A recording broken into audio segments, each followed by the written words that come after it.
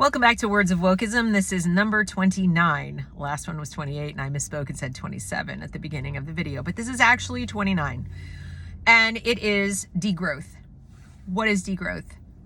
Simply put, it's an economic theory that became popular in the 1970s, and it theorizes that we need to stop using growing the gross domestic product of our countries in the, industrialized world, etc., as a measure of human thriving or prosperity or, doing well, so to speak. That shouldn't be the goal. Because we have dwindling resources, climate change, more people, etc. That we shouldn't focus on growing, because as we grow our economies, we use more resources, and that has an impact on the climate, and that in turn will have a negative impact on people. That's the theory. So the proponents of it want us in the West, in the developed countries, these so-called rich countries. I love when they say rich countries, as if every person in the country is rich, or there's some kind of level of richness that a country can reach and then be told to stop by some imaginary authority somewhere. So the rich countries should change. We should change our diets. This is where you hear people talking about eating bugs. Some of them are not kidding. I mean, they're deadly serious, actually, that we need to cut down on protein. They'll advocate for plant-based diets. No more meat because the cows produce methane gas and use a lot of land, and so cut down a lot of trees, especially in the rainforest. So change your diet, change how you get around and what you drive, or if you drive, ride public transportation, live in 15-minute cities. You probably heard that term. The idea being that if we all make these changes in our lives, we can still have this high quality of living, but we won't damage the planet. So the planet will be healthier. And then I guess in, thousands of years or so, human life will not be as negatively impacted as it would otherwise have been by climate change. That's the theory. Now,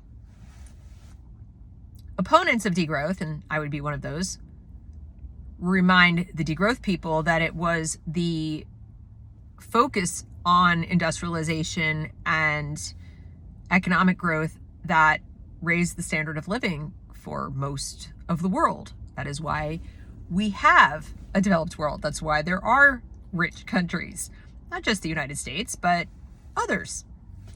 That is why there are fewer people living in dire poverty, and that is why people can lift themselves up out of poverty. We've developed cancer treatments, incubators for premature babies. Life has been extended beyond what it was before, healthy life, because of that growth. Also, opponents of degrowth, and I, again, am one of them, would remind the supporters of degrowth that we have developed technologies to run our cars more efficiently, to burn less fuel, to put fewer emissions into the atmosphere, etc., because of a focus on growth and technology and wealth, accumulation of wealth. That those things were made possible by all of that. So we've actually made the planet a cleaner, healthier place, in part because of all the growth. Now, how does this matter to your children in education? No matter what arguments might be made in favor of degrowth as an economic theory, when taught to children in conjunction with things like climate alarmism, which we know is in the schools, along with things like gender ideology and that they might be trans and thus need to, go on puberty blockers or surgically or chemically alter their sex, which does sterilize them. As long as they are taught about wealth redistribution and how people shouldn't live in big houses or drive cars or all these things. This becomes, or can become, I should say, their worldview, their view of what is good and right and proper. And it's not like they're getting both sides of the story. It's not like they're getting it presented like I just did. Here are the arguments for degrowth and here are the arguments against it.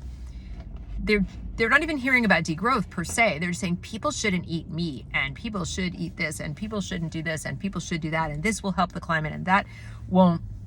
So when it comes time for them to choose leaders, to vote for representatives, to support policies, to get active and go out and do all that kind of stuff, they are more likely to pursue degrowth. The problem I have with that, of course, is that I believe, as do many people, that will result in mass death. Every country that has tried some form of degrowth, some type of reorienting itself away from the kind of wealth generation that capitalism produces to the more top-down management that communism and, state-directed economies produce, and that's what degrowth would require, is lots of force. People are not necessarily voluntarily going to give up beef, voluntarily give up driving, voluntarily move out of the suburbs in sufficient numbers that it would make a difference to even support such a policy. So it would have to involve some massive social engineering, which I believe is what's going on in the schools, or some massive force, or a combination of both.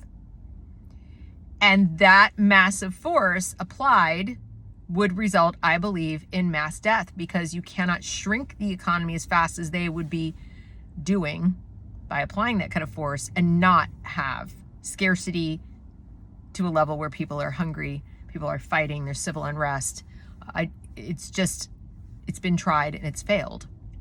There's not some perfect little way to order people about and suggest that they not do things that they're going to go along with that will achieve what they want to achieve. Remember, these are the same people who want net zero carbon emissions by 2050.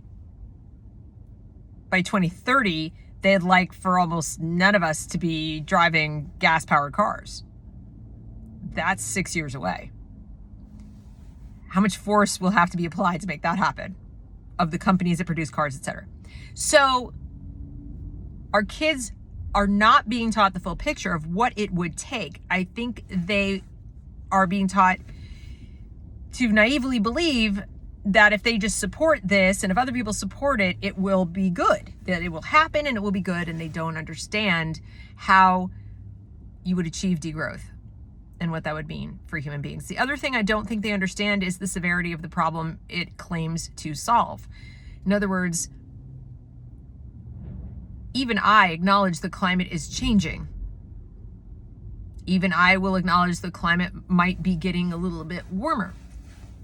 But to suggest that passing laws that reduce the amount of beef you're allowed to eat in a year, possibly to zero, or the amount of fossil fuel you're allowed to use, or where you have to live, is going to change that trajectory in a way that will be, first of all, measurable enough to make a big difference to humans before such time as other problems come into play. Okay, so in other words, hundreds of years, possibly thousands of years.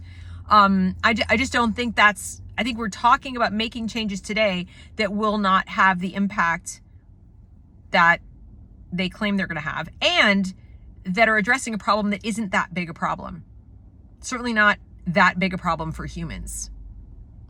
In fact, I would argue that continuing to pursue economic growth more, taking the reins off the economy and opening it up and getting government out of the way, would facilitate the development of cleaner energy sources and better ways to solve these problems, including the production of food and the storage of meat and so on and so forth, so that we aren't throwing it away. All kinds of things could be improved with economic growth that would have a greater impact on the environment, not just climate change, but actually cleaning up the environment where it's dirty, like the ocean. We could come up with technologies to clean the plastic out of the ocean more efficiently. We could come up with ways to possibly use the waste plastic so it doesn't line a landfill or in the ocean at all. Perhaps we could even replace plastic with biodegradable things that are cost effective to make and use, and we could do away with plastic altogether.